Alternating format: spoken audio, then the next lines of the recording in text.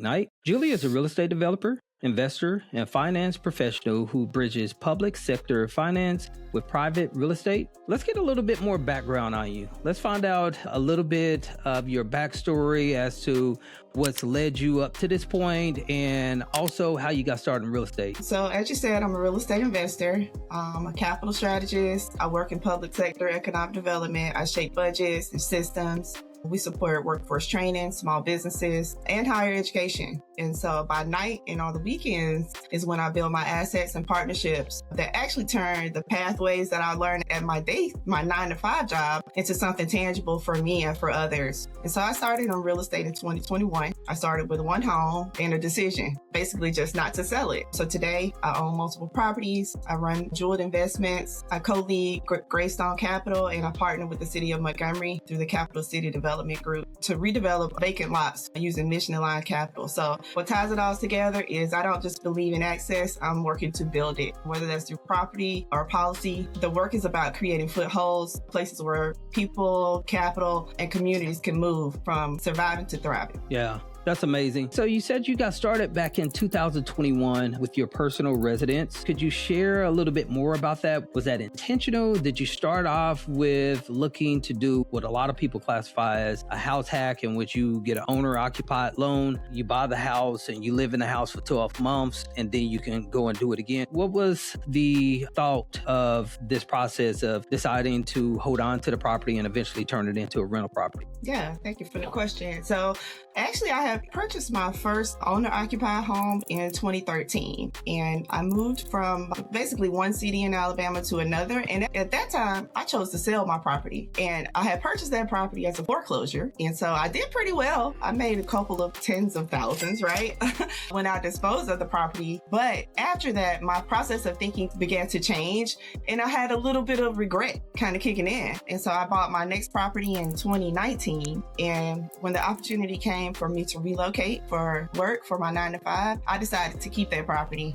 So I moved for a new job. The decision was easy, sell it or rent it. I knew I was going to rent it out. So I ran the numbers. I listened to that voice inside of me. So I chose to rent it. I hired a property manager. We listed it. Within weeks, we had a tenant. And when that first check landed, it hit differently. It wasn't just covering the mortgage. I was building equity. I was still showing up to my 9-to-5. And that moment is what reframed everything for me. It wasn't just a housing decision. It was really a wealth decision at that point. So I made a promise to myself. I was going to acquire at least one property a year. And that was in 2021. And since then, I've been able to keep that promise to myself. What did it look like when you went to go get your second house? Did you get an owner-occupied loan, or are you renting right now?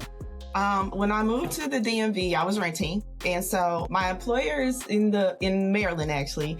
I was living in DC, renting there. But the decision that I made was to acquire my properties in Alabama. And that's because of the lower barrier entry, right? Because of the pricing. My properties are in Montgomery, Alabama. And I like this location because I went to college there. I lived there for 20 years, probably. I know the area. I know the neighborhoods. So I'm very comfortable with that market. And also, there are several colleges there. There's 2 military bases there. So it's a transient place where the rental market is good. And as you probably know, Eric, the South tends to be more landlord friendly. So Alabama's a landlord friendly state. So that works in my favor as well. And so when I was looking to get that second property, I knew it was going to be in Alabama. And so really I just saved money from my employment to make the down payment on it. And it was an investor loan. So I didn't occupy it or anything like that, but I just saved for it. So I will have enough money for the down payment. What are these properties running down in that Alabama area?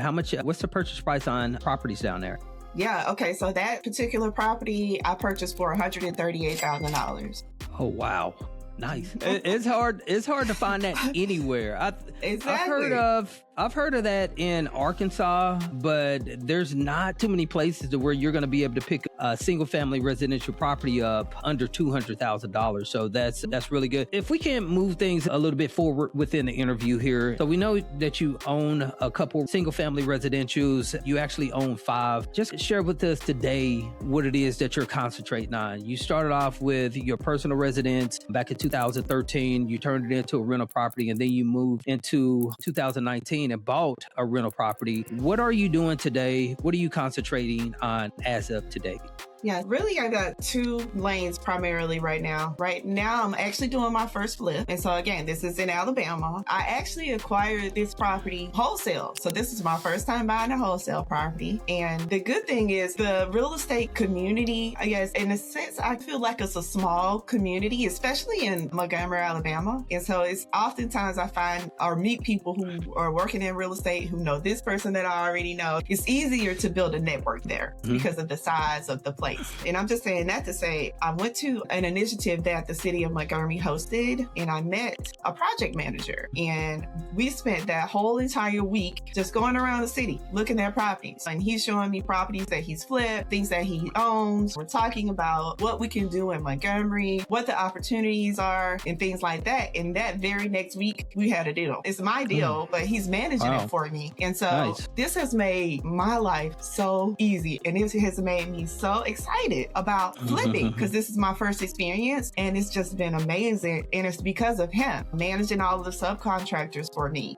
even like managing the design of the property. And I just have to show up with the checks and the yes or the no. And so this has been an amazing experience. But as far as this property, it's a ranch style home, all around brick. Bought it for $100,000 plus a $10,000 assignment fee. That's how much it was. The rehab budget, about $45K. And the ARV on this property, Eric, is $230,000. Okay. So I'm just really excited about this deal. This is my first one, like I said, but after this one is disposed, I'll be looking to get into more deals, similar deals. And the other thing that I'm doing now is I have a partnership. We are actually partnering with the city. The city is sponsoring, or they actually own lots. And one thing about governments, and this, whether this be states, federal, municipalities, they're not developers, but they need development. And so a lot of organizations are realizing this because what we were talking about earlier, the unaffordability of housing or just availability of houses. So the city is partnering with us. They're going to provide infill lots and we'll be building single family homes on those lots. So that's the second thing that I got going right now. Are they pretty much just giving you guys the lots then, or are they just giving it to you at a discount?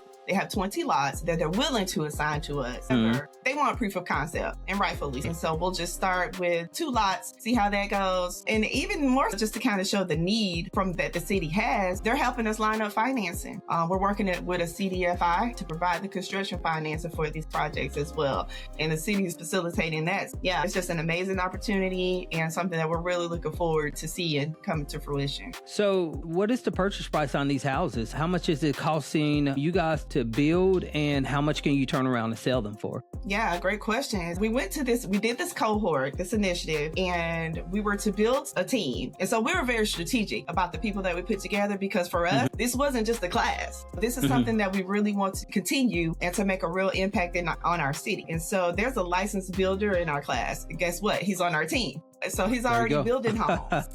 Wow, sweet. And so that gives us a very unique advantage. And so these are estimates, obviously, at this point, because we're still very early in this process. Our estimates based on our builder's experience is that we can build these homes, and this is like 1,200 square feet, so not large. We starter homes, about 90K, 90 to 100K. Wow, okay, sweet. 90 to and 100K. what are you guys going to be able to sell the homes for? We're going to sell them between 160 and 180. We're going to turn the page and start wrapping the show up. We've got a portion of the show that we like to call our Moonlight Coaching Round. And typically what we do is ask our guests a few questions. If you could hold your response to between 1 to 2 minutes per question, that'd be great. Okay.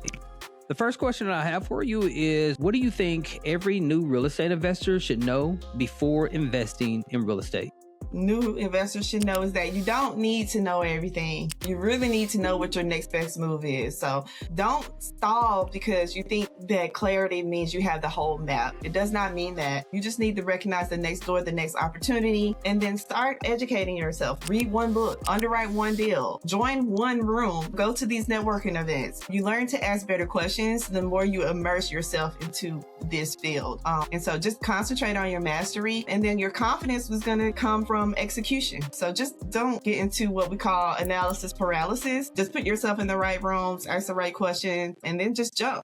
The next question I have for you is, knowing what you know now, what kind of advice would you give a person attempting to get where you are within your real estate journey about balancing business and life? Yeah, I think that sometimes it can be a challenge to achieve a perfect balance, and you may not ever necessarily get to a perfect balance, but if you're an ambitious person, then you got to be ambitious. And some people are okay with just doing their 9 to 5, and then there are others of us who want to venture out and do more. And so I would just say everything starts with your mindset, and then believing that you can do this and believing in yourself. Real estate is a wide open avenue. There's a lot of players in this space. There's a lot of support. When you start looking to get into this industry and learn, like you said, about real estate, the opportunities will come. And a lot of people, like I was saying, for me, I got my start just learning things from YouTube. You can listen to YouTube while you're in your car commuting to work. You can listen to YouTube, like you were saying, at the gym. And so there's really no reason not to jump in, like you said, with the education piece. Just learn as much as you can and then find those circles. Go out. I understand there could be this anxiety or even imposter syndrome sometimes where we feel like we don't belong in a room. And sometimes we just have to push past that and just do it. And like I was saying, confidence is going to come from doing. The next question is, if a person had no money or experience, but they wanted to start and scale a business like yours, what would you recommend for them to do? I recommend for everybody is to look at your budget. One thing that is probably a chronic problem here in America is overspending. Your income should dictate your lifestyle. Your income should dictate where you live, what you drive. And so I think that we have to learn to live to the size of what we can afford. And because if we can do that, we could be able to save money. But outside of that, like just looking at your budget and creating a level of discipline. Like you don't have to have all of the newest, the finest. Like my daughter talks about me so badly because I have an iPhone 14. Do I care? I do not. Yeah. So I don't care about all of the bells and whistles and having the newest, finest, most recent thing, because we want to take our money and use it to build assets. And these assets can then buy the things that we want. But we have to be disciplined about it and just focus on buying assets and not liabilities. That's very key, I think. The final question I have for you, Julie, is what is the greatest coaching advice you could give to a new person about knowing their numbers? And so when I say knowing their numbers, I'm referring to knowing their KPIs or knowing how much income they have coming in, how much expenses they have going out, just knowing your numbers in general. What would you say, or what type of advice could you give to a person in regards to knowing their numbers? The key thing is to start where you are. Start where you are and save judgment. Don't judge yourself. You know, everybody has to start somewhere. The key is don't stay at that point. And so looking at your numbers is so important. And even recently, in recent years, really, I've been advocating for people to look at your net worth. Look at it, measure it. And because what gets measured gets improved. And it's amazing how once you start paying attention to these things, it's almost like something might click in your mind where you just want to see it get better. And so just look at it, like take your paycheck, write down everything. And this is what I look at because I've worked with individuals, families. One big thing that I used to do is help people get their student loans forgiven because it's just amazing how the lack of education about how to get these things done. But these programs exist for a reason. And so just look at what do you have coming in, write it down. Write down everything that you spend for 30 days, everything, whether it's going to the store for a piece of candy or whatever. Write it all down. And that way you get to start to see your habits on paper. And then you can start to distinguish between what are my fixed costs? What do I have to pay? I got to pay my rent. I have to pay for my car. I got to pay my insurance. And what are the discretionary things that you're spending? Then once you start to get that picture, it can become more and more clear to you. You can find places that maybe you can cut. Then maybe you can even start thinking about how do I increase my income? But it all just begins with looking at where you are now and looking at it from a lens of not judgment, but just this is where I am and this is not where I'll be in the future. And that starts for me right now.